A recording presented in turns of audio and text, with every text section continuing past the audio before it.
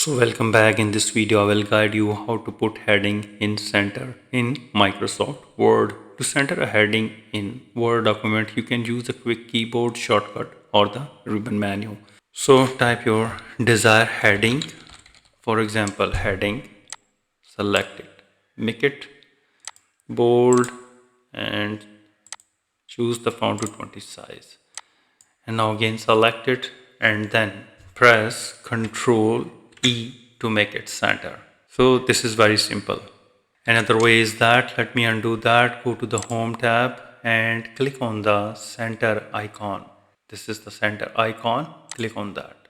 So in the second method, if you want to make vertical centering from top to the bottom, so use this for this title page where you want the heading in the exact middle of the physical sheet. So then go to the layout tab and click the small arrow in the bottom corner of the page setup group. Click on the layout tab and under the vertical alignment you need to select center and go to the apply to box and click on this and apply this point forward and click OK, and here you can see that.